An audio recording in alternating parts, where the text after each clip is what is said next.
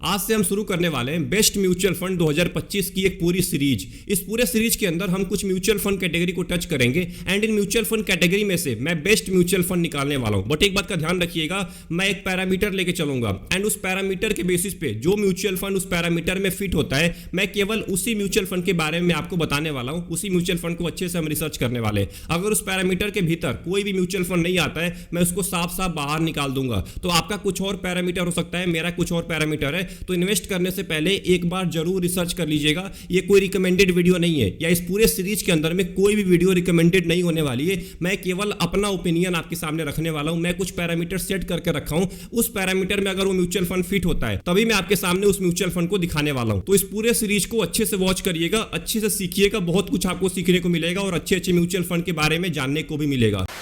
आज इस पूरे सीरीज की पहली वीडियो होने वाली है और आज एक बेहतरीन म्यूचुअल फंड कैटेगरी के बारे में बात करने वाले हैं, जिसका नाम है फ्लेक्सी कैप कैटेगरी।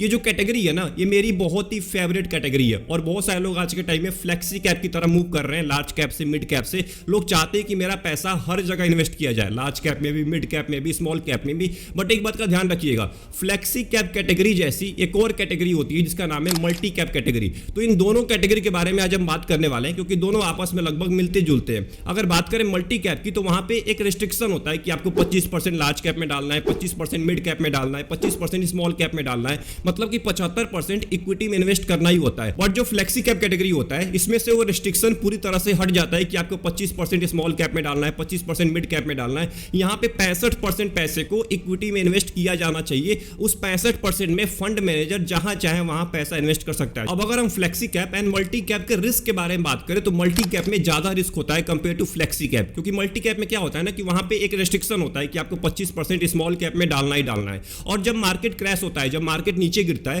तो जो स्मॉल कैप में होल्डिंग होती है ना 25% की, वो सबसे नीचे गिर जाती है। इस वजह से बहुत सारे इन्वेस्टर्स का लॉस हो जाता है, क्योंकि सेबी की अकॉर्डिंग मल्टी कैप को 25% स्मॉल कैप में डालना ही होता है। वो अगर बुल मार्केट चल रहा है तभी भी डालना है, अगर बेयर मार्केट चल रहा है तभी भी 25% स्मॉल कैप में इन्वेस्ट करना ही करना है। तो जो स्मॉल कैप की होल्डिंग होती है ना, वो बहुत ज्यादा लॉस करा के जाती है। यहीं पे फ्लेक्सी कैप आगे निकल जाता है। फ्लेक्सी कैप में रिस्क बहुत कम होता है, क्योंकि अगर फंड मैनेजर को यहां पे लग रहा है कि स्मॉल कैप में ज्यादा गिरावट आ रही है, तो मैक्सिमम पैसे को लार्ज कैप में डालेगा। अभी के टाइम पे वही हो रहा है। अभी के टाइम पे पिछले 2 महीने में जो करेक्शन आया था 10 से 11% का, इस करेक्शन के अंदर में जो फंड मैनेजर है, specially flexi cap mutual fund के, उन्होंने अपने मैक्सिमम होल्डिंग को लार्ज कैप कंपनी में बढ़ा दिया था। अब लार्ज कैप कंपनी में इसलिए बढ़ाया था क्योंकि अभी के टाइम पे स्मॉल कैप की बुरी हालत हो चुकी थी, मार्केट नीचे गिर रहा था। तो यहीं पे आगे निकलता है फ्लेक्सी कैप म्यूचुअल फंड। यहां पे रिस्क बहुत ज्यादा कम हो जाता है। बट मल्टी कैप में वो जो 25% स्मॉल कैप वाली होल्डिंग है ना, उसके वजह से रिस्क बहुत ज्यादा हो जाता है। अगर हम इन दोनों म्यूचुअल फंड के रिटर्न के बारे में बात करें, तो flexi cap and multi cap के अंदर लगभग आपको सेम ही रिटर्न मिलता है। लगभग आपको 14-15% से लेके 17 से लेके 18% के बीच में आपको रिटर्न मिलता रहता है। जिससे क्या होता है कि अगर आप चाहते हैं लंबे टाइम में अच्छा वेल्थ क्रिएट करना, तो आप क्रिएट कर सकते हैं 17-18% के रिटर्न पे भी। क्योंकि आज के टाइम में जो पुराने म्यूचुअल फंड है, जिनको 10 साल से ज्यादा टाइम हो चुका है, उन्होंने पिछले 10 साल के अंदर में लगभग 17-18% का रिटर्न दिया है, जो टॉप के फ्लेक्सी कैप के म्यूचुअल फंड है। एंड जो टॉप का मल्टी कैप म्यूचुअल फंड है, इसने भी लगभग आपको 15 से लेके 16% का रिटर्न दिया है, जो बहुत अच्छी बात होती है लॉन्ग टर्म इन्वेस्टर के लिए। अब अगर बात करें flexi cap and multi cap के अंदर कितना आपको टैक्स देना पड़ेगा, जो कि एक मोस्ट इंपॉर्टेंट मुद्दा होता है लॉन्ग टर्म इन्वेस्टर के लिए। तो अगर बात करें शॉर्ट टर्म की, तो आपको वही 20% का टैक्स देना पड़ेगा अगर आप 1 साल से पहले पैसा निकाल लेते हैं, जिसको हम बोलते हैं शॉर्ट टर्म कैपिटल गेन। वहीं अगर बात करें लॉन्ग टर्म कैपिटल गेन की, तो आपका प्रॉफिट अगर वही 1,25,000 से ज्यादा है और आपका टाइम पीरियड 1 साल से ज्यादा हो चुका है, तो आपको वहां पे 12.5% का टैक्स देना पड़ेगा, जो अभी के टैक्स सिस्टम के हिसाब से, मतलब अभी के बजट के बाद जो टैक्स चेंज किया गया है, वही टैक्स अप्लाई होने वाला है। एंड आखिरी में अगर बात करें, अगर आप इन दोनों म्यूचुअल फंड के अंदर पैसा इन्वेस्ट करना चाहते हो, तो आपको कितने टाइम तक, कम से कम कितने टाइम तक यहां पे टिकना पड़ेगा। तो अगर बात करें मल्टी कैप फंड की, तो अगर आप इसके अंदर पैसा इन्वेस्ट करते हैं, तो कम से कम आपको 7 साल तक टिकना ही पड़ेगा।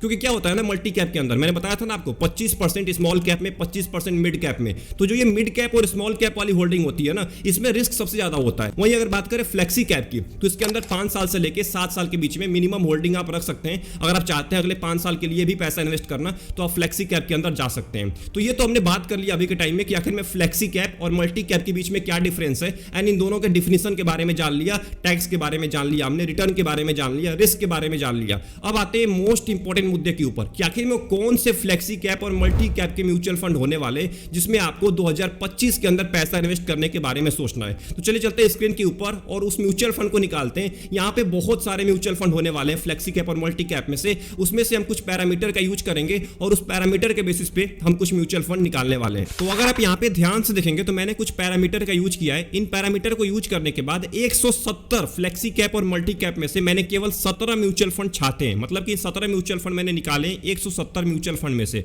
अब इन 17 म्यूचुअल फंड में से मेरे को 4 म्यूचुअल फंड निकालने जिसमें आपको 2025 के अंदर पैसा इन्वेस्ट करने के बारे में सोचना है। वो 4 म्यूचुअल फंड में फ्लेक्सी कैप भी हो सकता है एंड मल्टी कैप भी हो सकता है। तो यहां पे कौन कौन से पैरामीटर यूज किया है एक बार देख लेते हैं। तो यहां पे अगर आप देखेंगे तो मैंने सबसे पहला पैरामीटर यूज किया है एसेट अंडर मैनेजमेंट का, जो कि 2000 करोड़ से ज्यादा होना चाहिए। एक्सपेंस रेशियो मैंने 0.30 से लेके 1 के बीच में रखा है, मतलब कि 1 से ज्यादा एक्सपेंस रेशियो नहीं होना चाहिए। पिछले 10 साल का रिटर्न मैंने 11% से ज्यादा लिया, मतलब कि 11% से ज्यादा रिटर्न होना ही चाहिए किसी भी म्यूचुअल फंड का। एंड यहाँ पे सबसे मोस्ट इंपॉर्टेंट मैंने शार्प रेशियो लिया है, 1 से लेके 6 के बीच में मैं शार्प रेशियो लेने वाला हूं, जो कि एक मोस्ट इंपॉर्टेंट रिस्क रेशियो होता है। एंड मैंने 2 और पैरामीटर लिया है, वोलेटिलिटी एंड अल्फा। अब देखिए मैं वोलेटिलिटी ज्यादा लेके नहीं चलूंगा, मैं मिड में लेके चल रहा हूं, मतलब कि लगभग 7.5 से लेके 15 के बीच में वोलेटिलिटी होनी चाहिए, जो कि बहुत इंपॉर्टेंट है आपके लिए लॉन्ग टर्म के लिए। वहीं अगर बात करूं मैं अल्फा की, तो अल्फा में 2 से ज्यादा लेने वाला हूं, मतलब कि 2 से ज्यादा अल्फा होना चाहिए किसी भी म्यूचुअल फंड का, जो कि एक मोस्ट इंपॉर्टेंट फैक्टर होता है। क्या आपका म्यूचुअल फंड आपके बेंचमार्क को आउट परफॉर्म कर रहा है, अपने बेंचमार्क के मुकाबले में कितना एक्स्ट्रा रिटर्न दे रहा है, जो कि एक मोस्ट इंपॉर्टेंट चीज होती है एक इन्वेस्टर के लिए। तो यहां पे 17 म्यूचुअल फंड में से मैंने 4 म्यूचुअल फंड निकाल लिए। इन 4 म्यूचुअल फंड में सबसे ऊपर है पराग पारिक फ्लेक्सी कैप, फिर है HDFC फ्लेक्सी कैप, फिर है फ्रैंकलिन इंडिया फ्लेक्सी कैप, उसके बाद है ICICI prudential multi cap fund. ये तीनों फ्लेक्सी कैप के नीचे वाला मल्टी कैप कैटेगरी का फंड है। वहीं अगर बात करें एक्सपेंस रेशियो की, तो यहां पे देखिए सबसे कम एक्सपेंस रेशियो है पराग पारिक फ्लेक्सी कैप का 0.63 का, और सबसे ज्यादा जो एक्सपेंस रेशियो देखने को मिल रहा है वो मिल रहा है ICICI प्रूडेंशियल मल्टी कैप का, जो कि है 0.93 का, जो कि एक इंपॉर्टेंट फैक्टर होता है लॉन्ग टर्म इन्वेस्टर के लिए, बहुत आपका पैसा खाता है एक्सपेंस रेशियो लॉन्ग टर्म के अंदर में। रिटर्न की बात करें तो यहां पे देखिए सबसे कम एक्सपेंस रेशियो है पराग पारिक का, और रिटर्न यहां पे सबसे ज्यादा है, लगभग 18 से भी ज्यादा रिटर्न दिया, 18% से भी ज्यादा रिटर्न दिया है पिछले 10 साल के अंदर में। वहीं HDFC फ्लेक्सी कैप की बात करें तो 15% का है, फ्रैंकलिन इंडिया का लगभग 15% का है, and ICICI prudential multi cap का भी लगभग 16% का है। तो मतलब 15-16% के आसपास ये तीनों म्यूचुअल फंड दिए, बट पराग पारिक आपको 18% से ज्यादा रिटर्न दिया है, जो कि एक कांस्टेंट रिटर्न है पिछले 10 साल के अंदर में। अगर शार्प रेशियो की बात करें तो यहां पे देखिए पराग पारिक का है 2 से ज्यादा है, मतलब कि अच्छा खासा शार्प रेशियो होता है अगर 2 से ज्यादा है किसी भी म्यूचुअल फंड का।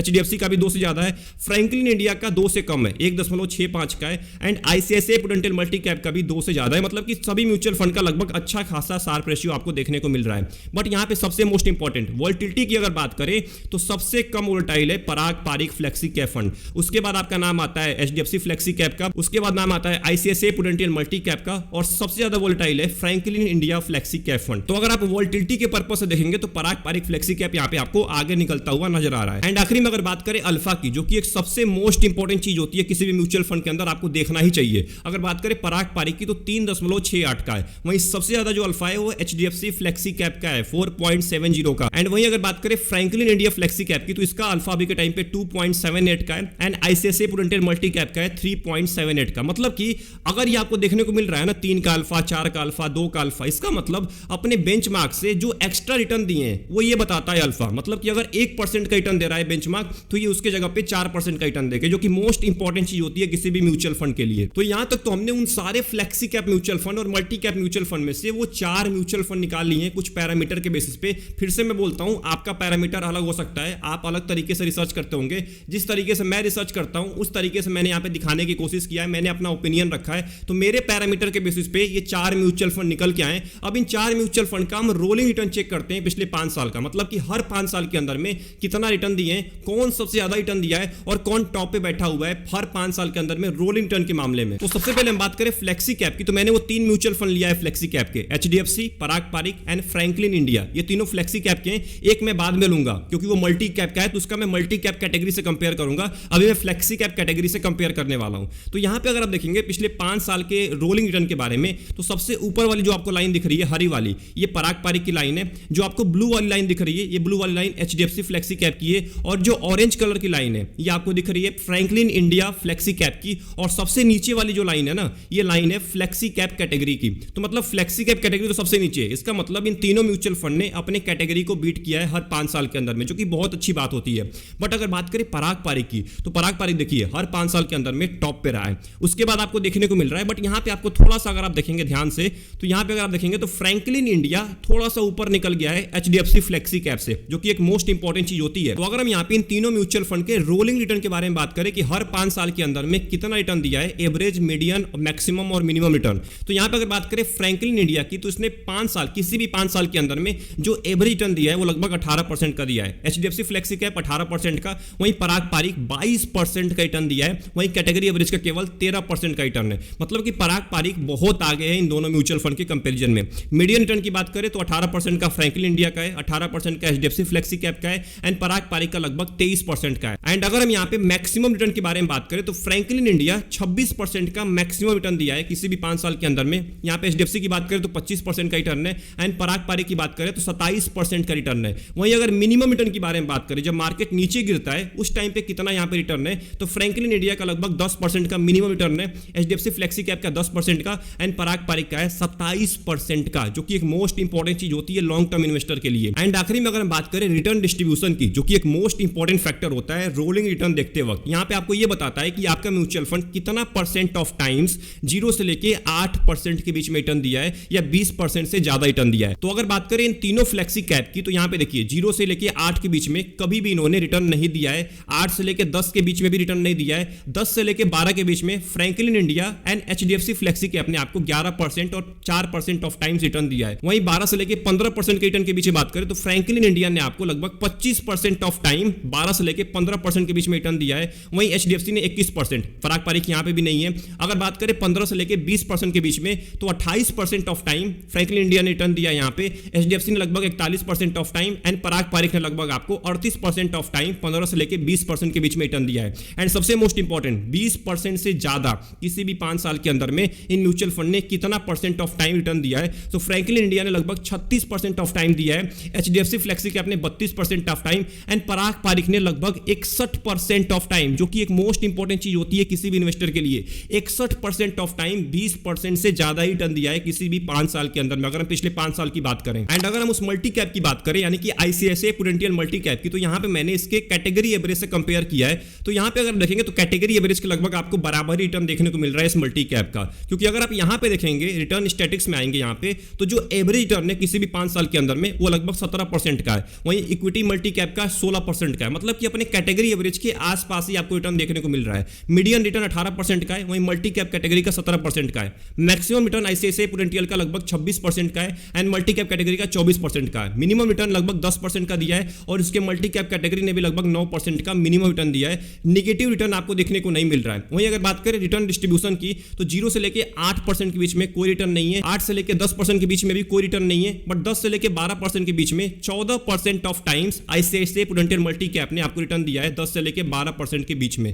12 से लेके 15 की बात करें तो 22% ऑफ टाइम है, 15 से लेके 20% की बात करें तो 29% ऑफ टाइम 15 से लेके 20% के बीच में रिटर्न दिया है, एंड 20% से ज्यादा 33% ऑफ टाइम इस म्यूचुअल फंड ने आपको रिटर्न दिया है, जो कि मोस्ट इंपॉर्टेंट होता है लॉन्ग टर्म के इन्वेस्टर्स के लिए। अब बात करते हैं इस पूरे वीडियो के कंक्लूजन के बारे में कि आखिर में 2025 के अंदर कौन से फ्लेक्सी कैप और मल्टी कैप के अंदर पैसा इन्वेस्ट करने के बारे में आपको सोचना चाहिए। तो अगर बात करें फ्लेक्सी कैप कैटेगरी की, तो यहां पे पराग पारिक साफ साफ आपको टॉप करता हुआ नजर आ रहा है। मैं अगर बात करूं रिटर्न के मामले में, तो रिटर्न में भी टॉप कर रहा है। अगर बात करूं मैं रिस्क के मामले में, तो रिस्क भी सबसे ज्यादा कम है, वोलेटिलिटी सबसे कम है। अगर अल्फा की बात करें तो अल्फा भी अच्छा खासा है, लगभग 3.5 का अल्फा है, जो कि मोस्ट इंपॉर्टेंट चीज होती है किसी भी म्यूचुअल फंड के लिए। अल्फा यहां पे एचडीएफसी फ्लेक्सी कैप का सबसे ज्यादा था, बट उसका रिटर्न कम है लॉन्ग टर्म के अंदर में, एंड उसमें वोलेटिलिटी बहुत ज्यादा है। तो अगर आप चाहते हैं लॉन्ग टर्म के अंदर में वोलेटिलिटी का सामना नहीं करना, तो आप आइए पराग पारिक फ्लेक्सी कैप में। अगर आप चाहते हैं लॉन्ग टर्म में कांस्टेंट रिटर्न लेना, तो आप आइए पराग पारिक में। बट वहीं अगर आप चाहते हैं लॉन्ग टर्म में रिस्क लेना और लगभग 15 से लेकर 16% का रिटर्न लेना, एंड आप अल्फा ज्यादा चाहते हैं, तो आप आ सकते हैं एचडीएफसी फ्लेक्सी कैप की तरफ। दोनों म्यूचुअल फंड का अलग अलग रिस्क है, दोनों म्यूचुअल फंड का अलग अलग रिटर्न है, तो इन्वेस्ट करने से पहले अपना खुद का रिसर्च कर लीजिएगा। एंड अगर बात करें मल्टी कैप की, तो देखिए मैंने सारे मल्टी कैप में से एक मल्टी कैप निकाला है, मतलब कि मेरे पैरामीटर के बेसिस पे केवल एक मल्टी कैप निकल के आया है। तो आप अगर मल्टी कैप में जाना चाहते हैं, तो आप आईसीआईसीआई प्रूडेंशियल मल्टी कैप को देख सकते हैं। ये एक बेहतरीन फंड है, लॉन्ग टर्म के अंदर में आपको लगभग वही 15 से लेकर 16% का रिटर्न दे सकता है। तो आई होप आपको ये पूरी वीडियो पसंद आई होगी। अगर इस पूरे वीडियो को देखने के बाद कोई भी डाउट चल रहा है आपके माइंड में ना, तो कमेंट बॉक्स आपके लिए खाली पड़ा हुआ है, कमेंट बॉक्स में जरूर टाइप करिएगा। एंड ये वीडियो आपको कैसी लगी इसको भी बताना मत भूलिएगा। मिलते हैं इस पूरे म्यूचुअल फंड सीरीज के अगले वीडियो के अंदर, तब तक के लिए अपना ध्यान रखिए। Best of luck, take care.